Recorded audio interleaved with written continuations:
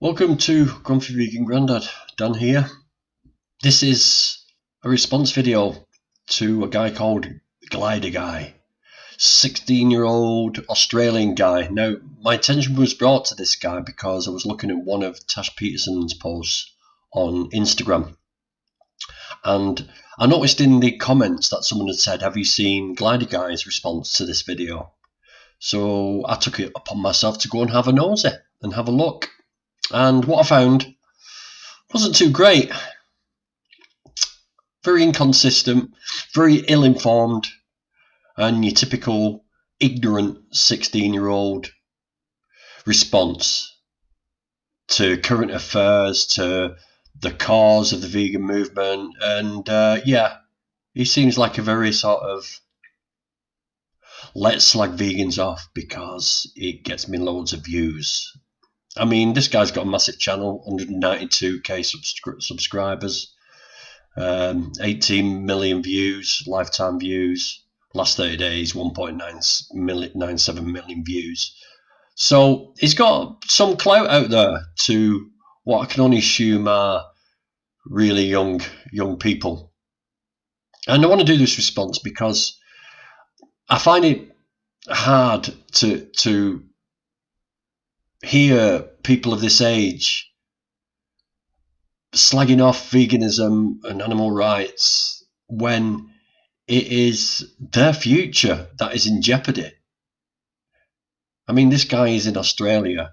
They've had some of the worst wildfires ever. And that is all down to global warming, which is fueled by the animal agriculture industry. So he should be fighting for this, not fighting against it. But let's get into it.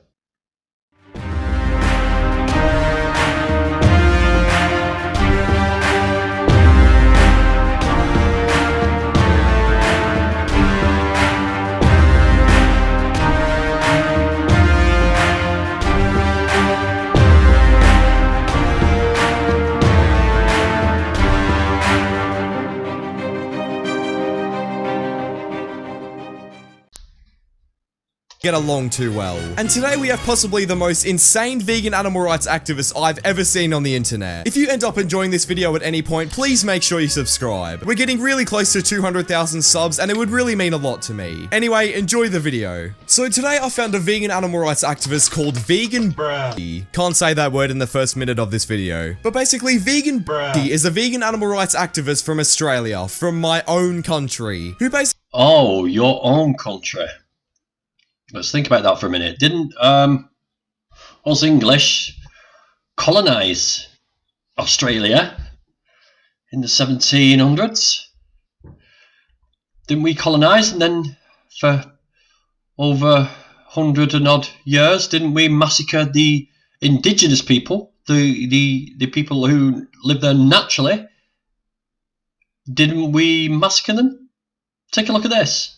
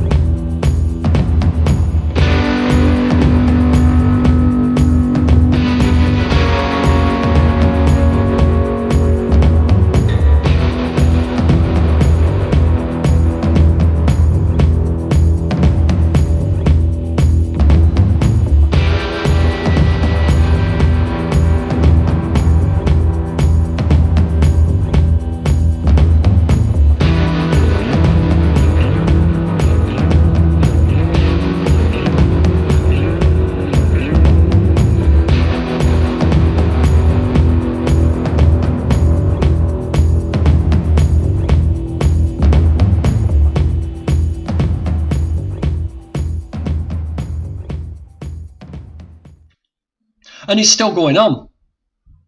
And their struggle is still going on. Take a look at this. National Embassy means something to me in many ways. Loss, sorrow, happiness, but it's also a spiritual connection. I'm from Western Australia. Every time I come here, I feel welcome. I feel like I'm right to be here. My grandfather is Cowboy Haynes. He was one of the first people to start this tent embassy.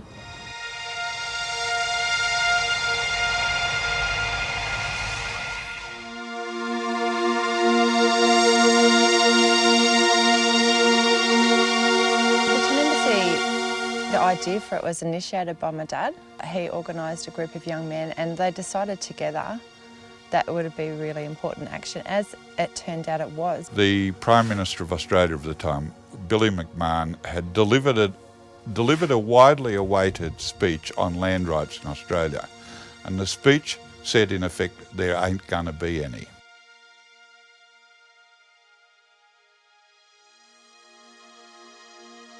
They set up under a beach umbrella right in front of Parliament House.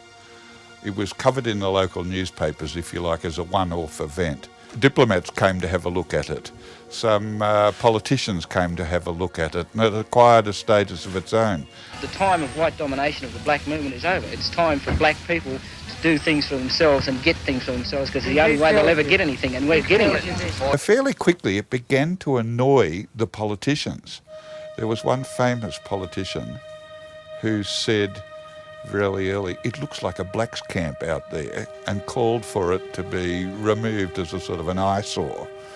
And of course it was supposed to look like a blacks camp, and it was supposed to be sitting there as a reproach to white Australia. And then a policeman came out and nicely asked that they remove it now. And when people said no, suddenly from behind Parliament House marched out about 400 police in lines, and they then surrounded the embassy and moved in front of all of the television cameras, and with quite a lot of violence, the tent was pulled down.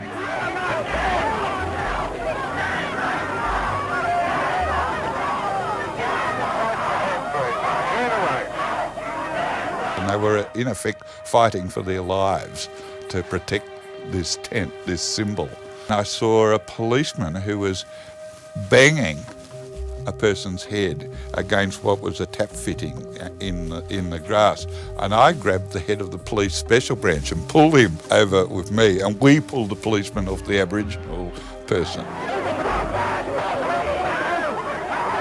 About 50 people went to hospital as a result of it. By then it had been on the front pages of the New York Times, the London Times, all around the world, and was a national and an international embarrassment to Australia, and something that no politician could afford to be silent about anymore.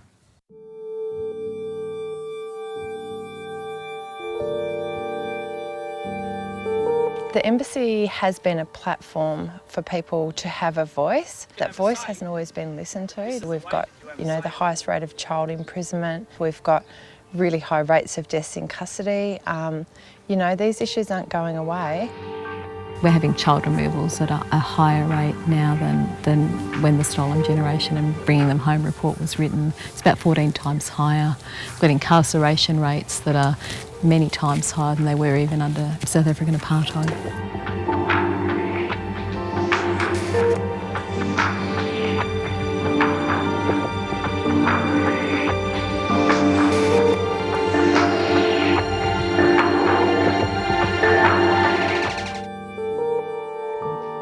I am Stolen Generation. Stolen Generation people over the last 200 years have been moved, been murdered, being prostituted, being coerced, assimilated into the system. I should be in Geraldton, Western Australia, living with my family. I feel sad to be here because I like my ocean, but I have to compromise and be here to stand up for what I believe is the right thing to do to help change things. I'm here. I'm not going away until business is done. Nothing has changed. Nothing has altered. The Aboriginal Embassy is a representative office for Aboriginal people from all over Australia, from all over this continent. We have to find a new way forward, and it's actually by having a real dialogue and not just by using the power of the state against Aboriginal people to legitimise Australian occupancy. It's going to have to come from a much more profound place than that. There'll be one day when it's very poverty, it's very ordinariness, it's very reproachfulness will be seen to have great dignity. I think it's a very special place. My grandfather had the courage to do what he did, to make this for us, the way we like it and the way we live. The future of this Aboriginal tent embassy is very important because my grandfather died trying to keep this up. So the Aboriginal struggle is still going on to this day with the tent embassy. And you're sat there with your privilege, in your nice house, with your freedoms, freedom to talk, freedom to say what you want on social media. Bit hypocritical that. It ain't your country, you just happen to be born there. You're a colonizer, mate. So until you get equal rights for everybody, including the indigenous people who live there, I wouldn't boast too much about that. Basically goes around trying to force people into veganism in very weird ways. Force people into veganism? How do we force people into veganism? Do we tie them to a chair and ram carrots down the throat? Yeah, I think it's more educate people about where the food really comes from. You may want to rephrase that. Hi. She doesn't look very happy. Just right off the bat, I gotta say, she does not look very happy. Someone's already said hello to her and she's already just gone, hi, or go away. And by the way, if you can't tell already, hi, go away? Hi, go away? You saw the back of her head, you couldn't see her face, whether she was smiling or not, and she said hi quite politely. And from that you take, oh, hi, go away. Are you poisoning the well slightly, by any chance? Glider guy? She is topless. She's literally topless in public. This is why I don't go out much. Oh, wow, topless. In Australia. It's because you got people like this just roaming around the streets being completely weird, trying to spread. Oh, you don't go out because there's loads of people being weird in the streets and being topless. What's wrong with topless? What's your problem with women being topless? Look at this. On a Sunday morning when many dressed in their Sunday best were headed to Mass, a congregation of a different sort was gathering at Civic Center Park. A lot of people don't know that it is legal. Topless and preaching their own message. Every mammal has nipples. About equality. I believe in equal rights, and all women should be able to. I mean, it's not just about being topless. Women, the breastfeed in public, it's a stigma. It's sexualized. It's all of that. But women should be allowed to be free just as much as a man. Denver's version of Go Topless Day started 5 years ago, but events just like it are now held in dozens of cities around the world. It's amazing. If you've never been outside without your top on, ladies, just make sure you use your sunblock. Sure, there were gawkers. Front row, perfect. We've got the ringside seat here. I showed up at 10 o'clock and get a good seat. Rod and Chuck, two of the many who showed up just for the view. I just think it's, really interesting, but it's hard to imagine that they're going to make any real legal advances other than maybe bit by bit. Dealey Bear showed up to support her daughter. I wouldn't do it myself. You know what I mean? But that doesn't mean they're wrong. It's Autumn Hammond's first time participating in Go Topless Day. There's other people that they cover their children's eyes. My son's here. It's a family-friendly event, and it's not anything to be ashamed of. Rather, Autumn says it's a day to celebrate and a day to fight for gender equality. It's strength in numbers, it's validating, and it's also helping the cause. In Civic Center Park, Kagan Harsha, Fox 31. Yes. So you're really worried about women being topless, yet you're quite happy with this? And this?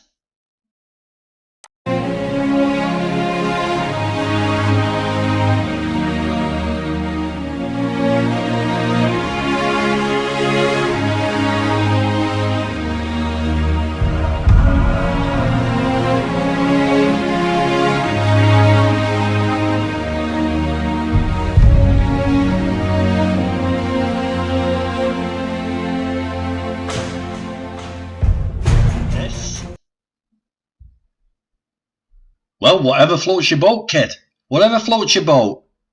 You're quite happy for men to walk around topless, but not women. I mean, a 16-year-old guy, I'm certainly, when I was 16, it was very nice to see a topless lady. Whether that's sexist or not, I don't know, but very nice for a 16-year-old guy, I'm telling you now. Unbelievable. Spread their vegan message. Like, it just doesn't make any sense to me. It doesn't make any sense spreading a message. What are you doing right now? What are you doing right now? Are you spreading messages to your fans? Are you going on social media that can be seen publicly? Aren't you sending messages out there yourself?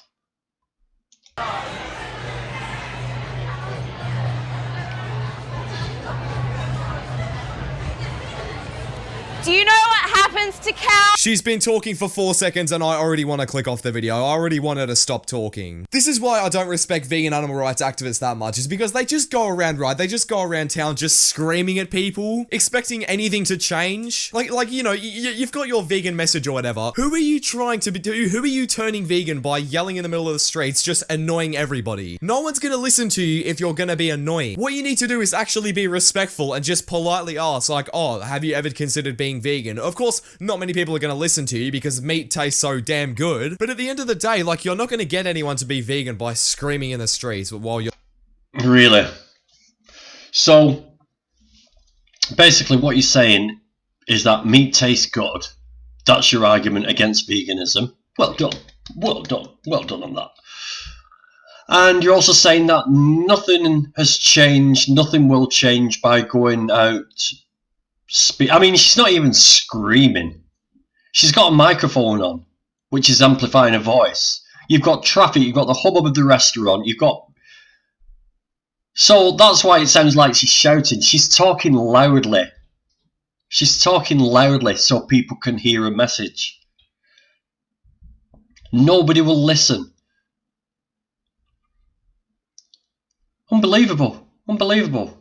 Nobody will listen. You're topless. In the dairy industry, for you to consume their breast milk, they are and artificially to become pregnant so that they can produce milk. Her babies after a 9-month pregnancy. Okay, I just gotta say, her voice is really, really annoying me now. At first it was just like, oh yeah, you know, whatever, it's just some random woman screaming in the streets, but no. This is really annoying me. Her babies are immediately taken away from her. Her daughters endure the same... This is the thing I really hate, is that these people have literally no respect for anyone. Vegan Booty out here is literally saying like, oh yeah, we should respect all species out there and all that sort of stuff. You are literally going to a packed restaurant, screaming at everyone, expecting something to change. I mean, nothing's ever changed by going to a restaurant and causing disruption, have they? I mean, look, yeah, you're right, the Aborigines. They tried it with your Prime Minister back in 2012, I think it was. Take a look at this. What was a scramble to get them to safety. As you said, they were at an awards ceremony just a few hundred yards from a camp set up by Aboriginal people to protest their rights. The Aboriginal people got wind of Prime Minister Gillard and Mr Abbott being in this restaurant. They went over, about 200 of them, started banging on the window. This carried on for about 20 minutes or so. Then the security people, Miss Gillard's bodyguards, felt things were getting out of hand. So they made a dash for it, and they legged it across some grass, down some steps. Miss Gillard was grabbed by her bodyguard, literally racing her along the ground. At one point, the Prime Minister nearly hits the ground. She's almost horizontal on the ground, apparently losing her footing in some high heels. The opposition leader, Tony Abbott, is following on behind. They're surrounded by about 50 police, some wearing riot gear. So, yeah, maybe you're right. Nothing changes when you cause disruption at restaurants. Maybe. Like, I'm gonna be honest here, Vegan Booty, I don't think that that's gonna happen at all if you're gonna do that. It's just stuff like this that really bothers me. And repeated. And her sons are... because they don't produce. I mean, you've got someone who's in the middle of a store, right, who's just listening to you being an absolute melt, just screaming at the top of your lungs for no reason. He's telling you to go away, right, because you're being a public nuisance, and you're literally just ignoring him, like, for no reason. Public nuisance, yeah. A public nuisance. I mean, nothing has changed in the past through being a public nuisance. Or has it? Take a look at this. The houses of leading political opponents go up in flames. By any means, foul as well as fair is the battle fought.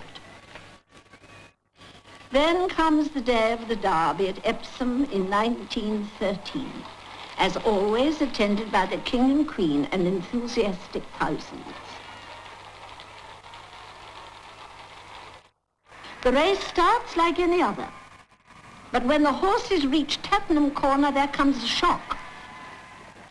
A woman runs out. There is a fall. The King's horse and Emily Davison lie on the turf. Suffragette Emily Davison is out of the race for good. Poor, brave little Emily. It has been said that suffering from some incurable disease, she was doomed to die anyway. But that does not detract from her courage in hurling herself under pounding hooves to demonstrate that even weak women can die for a cause. But let's rejoin the ladies. Now on the suffragette front, war is anything but a threat and a rumour. A nation wondering what the world is coming to looks on anxiously as in great mass meetings the women present their case forcefully. Now comes a parting of the ways. For while some still preach gradual change, others demand war to the knife, insist that all's fair in the fight for female rights. For the militant, the war moves into the streets. Everywhere suffragettes throw stones, shout, chain themselves to railings and resist everything including arrest. Off to jail they go in their hundreds, there to endure hunger strikes and enforced feedings. Votes for women. I mean, that woman throwing herself under the King's horse when they were having a lovely horse race, burning down MPs' houses, shouting and screaming at people, causing a nuisance, planting bombs.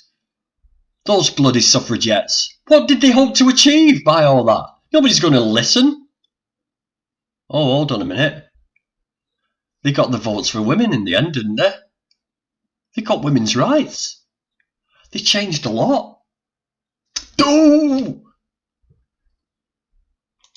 People like that vegan teacher, right, they always like to say, you need to listen to other people when they're talking. What are you doing right now? You're not listening to anyone, you're literally just ignoring everyone. And the thing is, right, is I gotta point out this as well, there are kids in that restaurant as well. You're talking about all this extremely dark stuff when there's kids in the room. And I know that if people like vegan teacher are looking at this video, they're probably gonna be like, oh yeah, well all the kids need to know about it. No, they don't, they're 5 years old. This is stuff that they can learn about like later in life when they're like, I don't know, 12 or 13. Oh yeah, that's a great way to do it. So indoctrinate the kids from like being a baby right up until they're 12 and 13 years old, brainwash them into believing what they're doing is right, cause problems with their health by feeding them saturated fats and cholesterol and hormones. Yeah, that's a great idea, that, mate. Yeah, let's do that.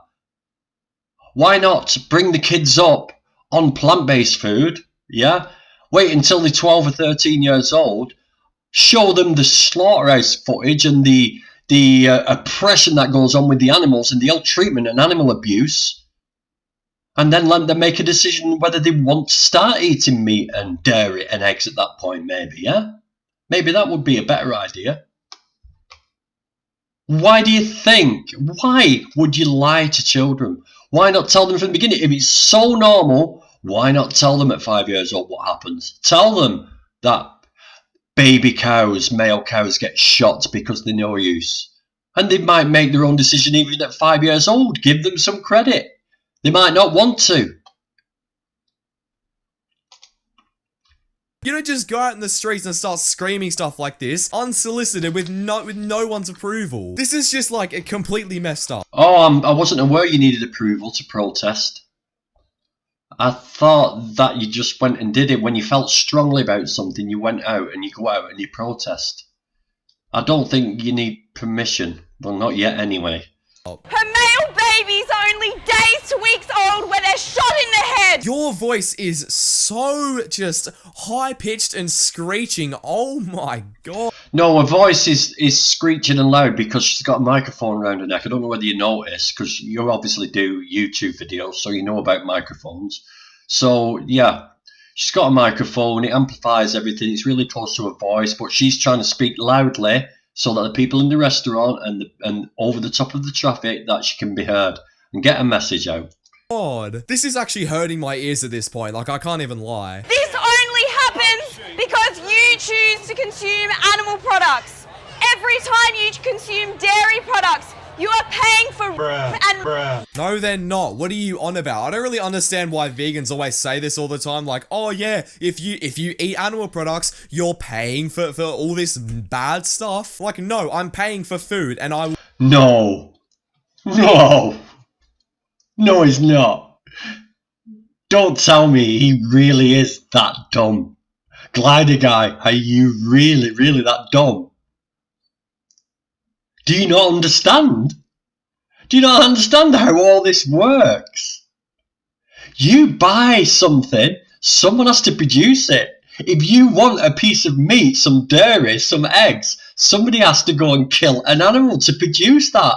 Someone has to go and get thousands of animals and cram them in sheds and depress them and then abuse them and inseminate them. Artificial insemination, rape in other words. They have to produce more and more and more to meet demand. Do you not understand? When you buy something, it causes animal abuse. That's a fact. Fact. Oh my god, are you really that dumb? Are you really? Will eat the food and not feel bad about it. What part of that don't you understand? Like, seriously. Every time What part of that don't you understand? Seriously. What a knob. What a knob. you consume animal flesh and secretions, you are paying for animal abuse and for someone to shoot an innocent being in the head. I couldn't imagine like going out to lunch with your family or something, right? And you know, you're sitting down, you've been planning this for months, you just want to have a nice juicy steak or, you know, just a burger or something. And you're spending time with your family, you're enjoying yourself, and you got this absolute mug who just comes in and ruins everything. Like this is why people don't respect animal rights activists, is because they always do this sort of stuff. And I gotta say right now, it's not everyone, okay? I really gotta say. Hold on a minute. Just watch this. Just watch this. Right? Gladdy guy, watch this.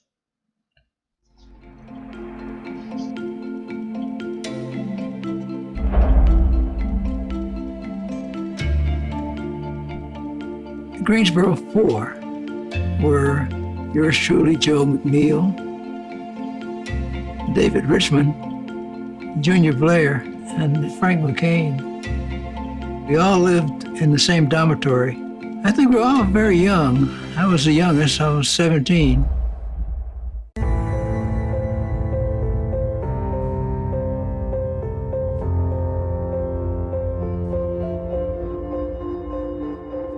I reacted to the Jim Crow South with anger.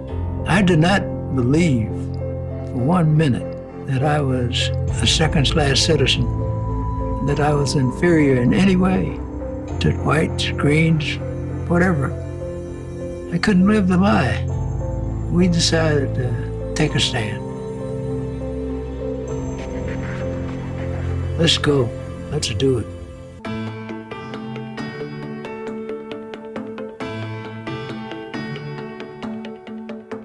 So we purchased small items, sundry items, to establish the fact that we were customers. And then we sat down on a stool and asked for a cup of coffee. And the store manager told us that he wasn't going to serve us. The local establishment grossly underestimated our anger and the ability to hang in there.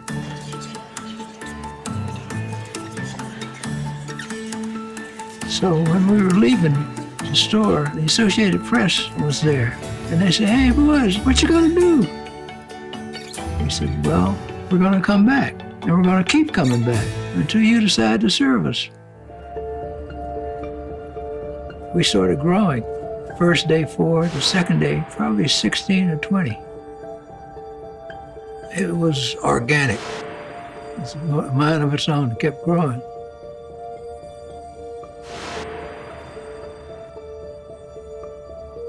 We decided that whatever actions we were going to take, they were going to be nonviolent. We remained nonviolent. On the third day, it started to get rough.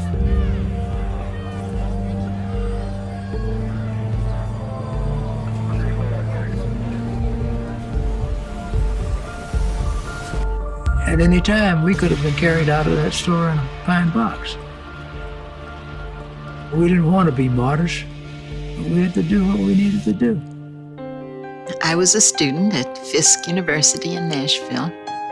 February 1st, 1960, we heard that 4 young black men sat in at a lunch counter in Greensboro.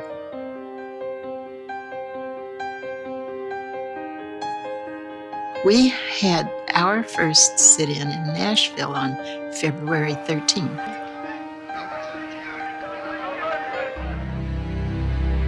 I'm really amused sometimes because people say, "Oh, you were so brave."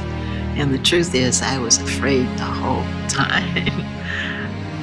But the choice was to do what was necessary to end segregation or to tolerate segregation. And that just was not acceptable.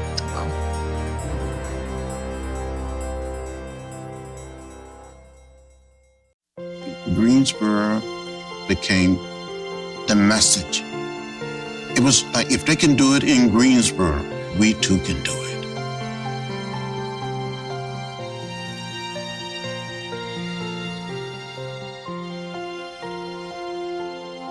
And there were young people and people not so young, adults, in major cities outside of the South, participating, sitting in at lunch counters. They were picketing the stores to support the students in the South. So imagine that, going out with your family that you've probably been planning for months, and you want to go out for a nice chilled meal in your white-only restaurant at Woolworths, yeah? And then loads of ignorant, disgusting black people come in illegally and sit down on the chairs and close the restaurant down. How disgusting is that? That is just so ignorant. They're not even supposed to be in there. They're black people. They're not allowed to be in there and sit down in the restaurant in Woolworths. And they ruin your meal. My God.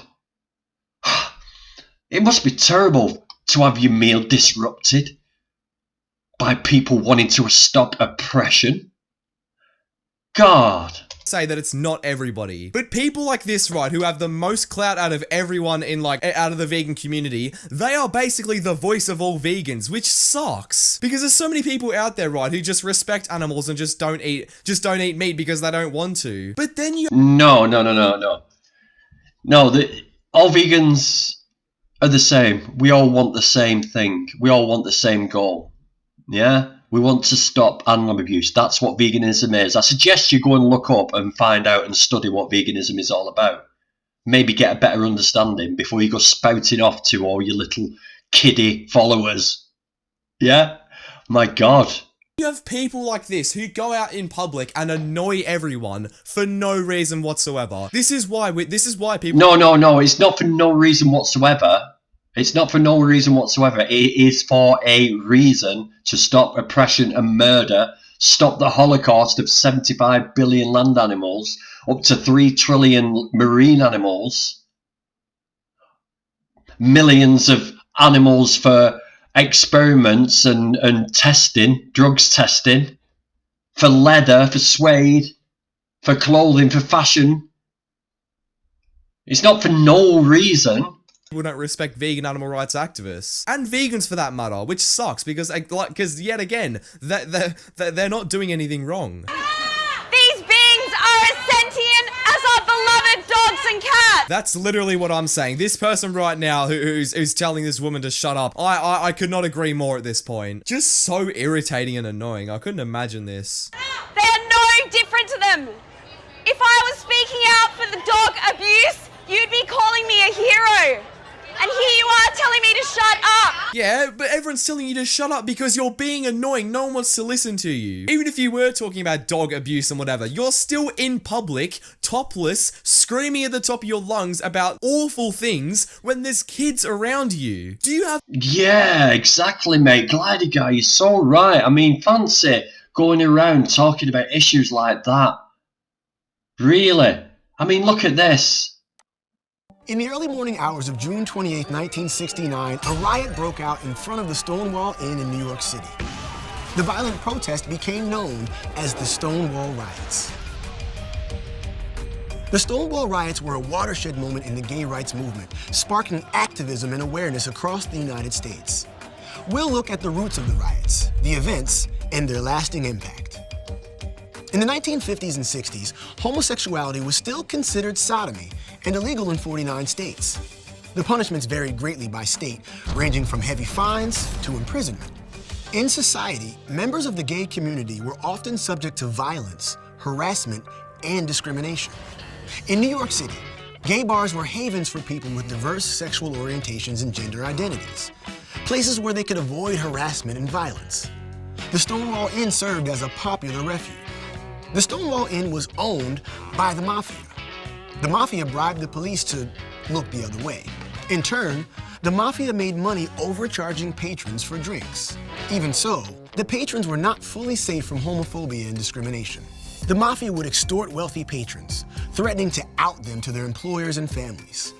Despite the Mafia's bribes, the police still regularly raided the Stonewall Inn and other gay bars, charging them with solicitation of homosexual relations. Trans and other gender non-conforming people were also targeted, subjected to violence, and arrested if they weren't wearing what the police deemed gender-appropriate clothing. This oppression and mistreatment came to a head in the early morning hours of June 28, 1969. 9 police officers entered the Stonewall Inn in a raid. The patrons were fed up. As the police roughly tried to arrest bartenders and customers, many resisted. Outside the bar, people in the hundreds began rioting. They threw bottles at the police and pushed through the barricades. The police officers retreated from the crowd and locked themselves inside the Stonewall Inn. Rioters responded by setting the bar on fire. Police reinforcement arrived, and the original officers managed to get out of the burning bar. Meanwhile, the angry mob had grown into thousands. Eventually, the police were able to get the crowd to disperse, but it didn't last long. The riots continued until July 1st. While some criticized the violent and destructive riots, others pointed to the brutality and unjust treatment of the gay community. This large-scale defiance made a massive impact on society. The Stonewall Riots were the beginning of the modern gay liberation movement, which also brought attention to others marginalized for their sexual or gender orientation. The riots sparked the formation of the Gay Liberation Front, the first group to publicly advocate for equal gay rights. On the 1-year anniversary of the riots, they also organized the first Gay Pride Parade. Today, Pride events are still held on the anniversary of the Stonewall Riots in cities around the country and even the world. In 2016, President Obama made the Stonewall Inn and the area outside where the riots broke out a national monument. This became the first national monument celebrating gay history. The Stonewall Riots may have been violent, but they marked a pivotal moment in history. No longer would people quietly endure the stigma associated with their sexual and gender orientations. All these gay, lesbian people trying to get rights and disrupting and being violent and causing disruption everywhere. How dare they go out in public and protest? I mean, One day you're gonna find something to protest about. One day. And will people say this about you? You know, when we fish the oceans to death and the temperatures rise due to global warming, which animal agriculture is the main driver.